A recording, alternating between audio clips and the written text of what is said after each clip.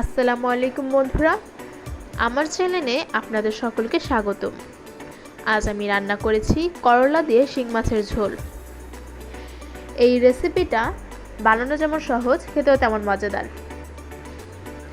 আশা করছি আপনাদের সকলের ভালো লাগবে। সবাইকে শুভেচ্ছা জানিয়ে শুরু করছি আমার আজকের এই রেসিপি। এই রেসিপির জন্য আমি এখানে নিয়ে নিয়েছি 1 কেজি করলা। এখানে করলাগুলো আমি এভাবে কেটে নিয়েছি। এখন দিয়ে দিচ্ছি লবণ, দিয়ে দিচ্ছি হলুদের গুঁড়ো,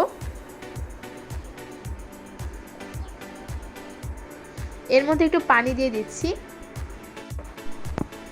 এখন একটু মাখিয়ে নেব। এর ফলে করলাটা থেকে তেঁতোটা বের হয়ে যাবে, খেতে আর তিতা লাগবে না।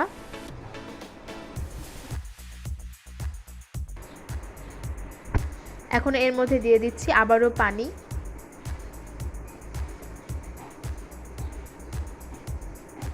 পানি দিয়ে রেখে দিতে হবে 20 থেকে 30 মিনিটের জন্য।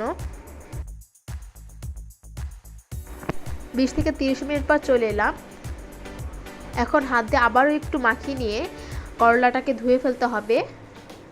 এখন এখানে নিয়ে নিয়েছি 7 পিস শিং মাছ। এর মধ্যে দিয়ে দিচ্ছি লবণ ও হলুদের গুঁড়ো। এখন মাছগুলোকে খুব ভালোভাবে মাখিয়ে নেব।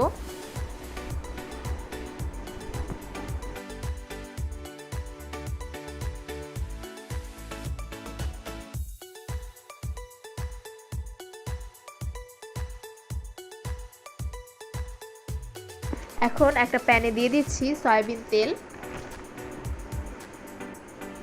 তেলটা গরম হয়ে গেলে এর মধ্যে এক এক করে শিং মাছগুলোকে ভেজে নেব। 2 মিনিট করে শিং মাছের দুটো পিঠ ভেজে নেব।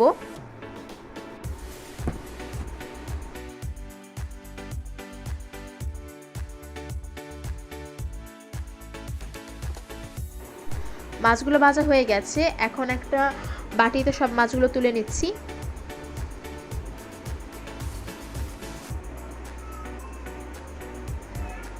এবার একটা প্যানে দিয়ে দিচ্ছি সয়াবিন তেল। এর মধ্যে দিয়ে দিচ্ছি পেঁয়াজ কুচি ও 4 থেকে 5টা কাঁচামরিচ। কাঁচামরিচগুলোকে আমি মাছ বরাবর চিড়ে নিয়েছি। এখন পেঁয়াজটাকে একটু ভেজে নেব। পেঁয়াজটা ভাজা হয়ে গেছে। এর মধ্যে দিয়ে দিচ্ছি একটু পানি, যেন পেঁয়াজটা না পুড়ে যায়।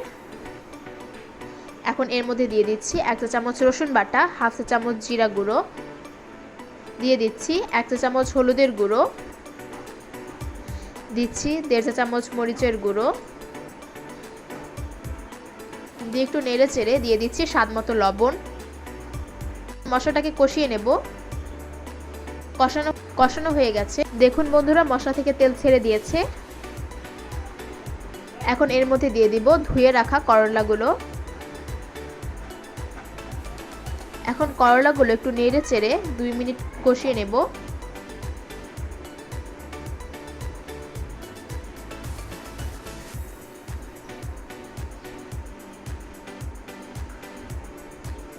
করলাগুলো কষানো হয়ে গেছে। এখন আবারও একটু নেড়ে চেড়ে নিচ্ছি।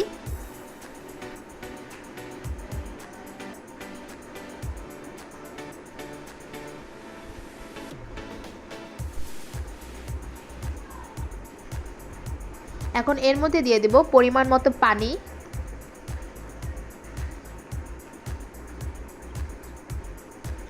এখন অপেক্ষা করব বলক আসা পর্যন্ত। দেখুন বন্ধুরা, বলক চলে এসেছে। এখন এর মধ্যে দিয়ে দিচ্ছি ভেজে রাখা মাছগুলো।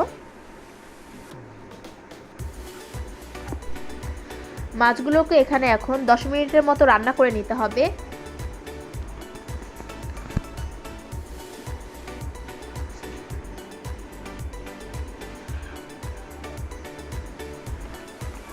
একটু চেক করে নেবেন যে করলাগুলো ভালোভাবে সেদ্ধ হয়েছে কিনা।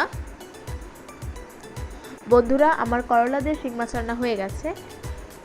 বন্ধুরা, আপনাদের যদি এই রেসিপিটা ভালো লাগে তাহলে লাইক, কমেন্ট, শেয়ার করতে ভুলবেন না এবং এরকম আরও রান্নার ভিডিও পেতে আমার চ্যানেলটা সাবস্ক্রাইব করে আমার পাশে থাকবেন।